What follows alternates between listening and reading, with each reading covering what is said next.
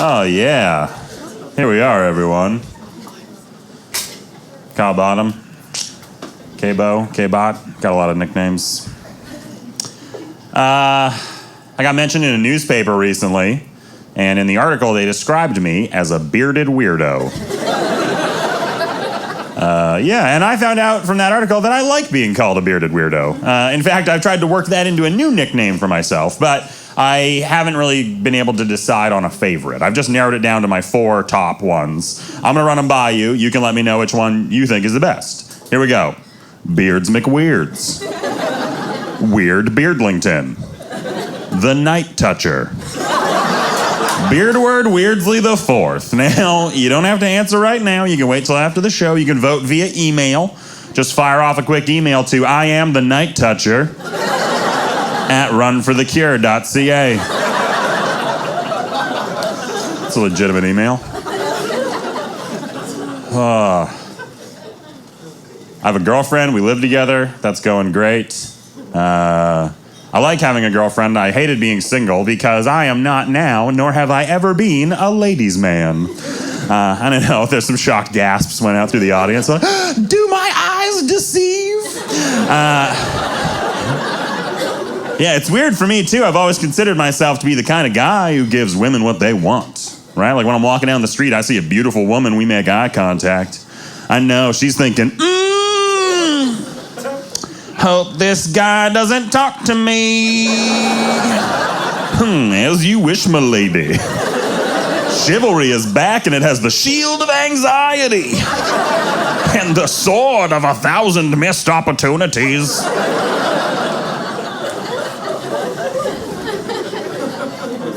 I do have bad anxiety. That's no joke. Pretty bad anxiety. I'm medicated for it. I don't take my meds every day, though, because I'm a wild card. That was Lenny Kravitz.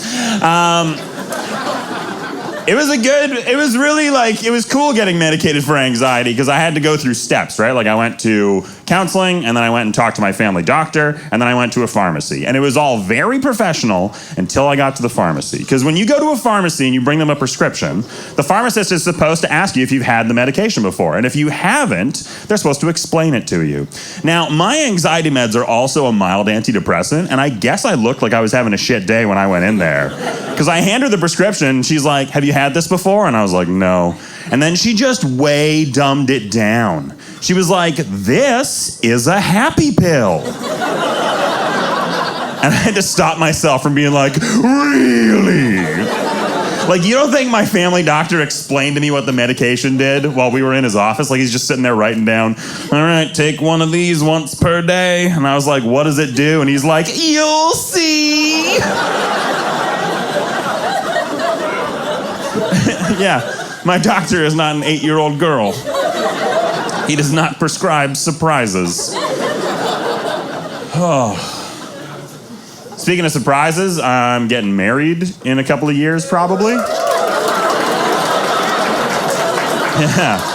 Yeah, you got baited for that pretty hard, didn't you? No, but I am, probably. I mean, I'm 33, I have a girlfriend, we live together. I mean, that's what this is looking like, right? And even if it doesn't work out, I have got a plan B. When I was in high school, I entered into a marriage pact with a friend of mine.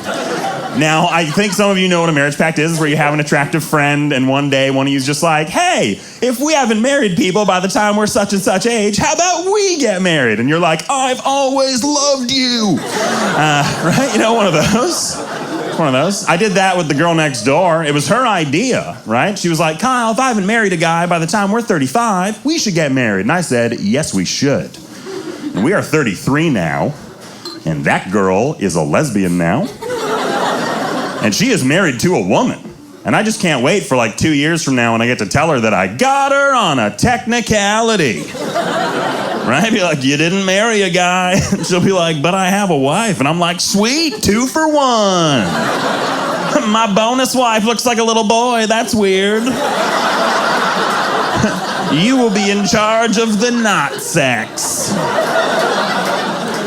I'm just kidding. I am always in charge of the not sex. I do not exercise, and yeah, I've reached the point in my life where I'm 33 years old and I don't think sex is worth the effort anymore. And that's weird. That's a weird thing for me to say, because I have a girlfriend. I even know where to get sex, and even still I'm like, no thanks, right? It's like naked push-ups. Especially because sex is one of those things where even when you get it, it could just be ruined at a moment's notice, right? Like, I was having sex with a girlfriend a month ago, #humble brag, and everything's going great. We're like halfway through, and she decides to raise the stakes for no reason. Halfway through, she's like, let's finish at the same time. And I was like, why? Do you have any idea how difficult that is? That's like meeting someone across town when you are taking different modes of transportation to get there. Like, she is riding her bike, and I teleported. I have been there since we agreed to meet there. Anyways, that's it for me. Thank you.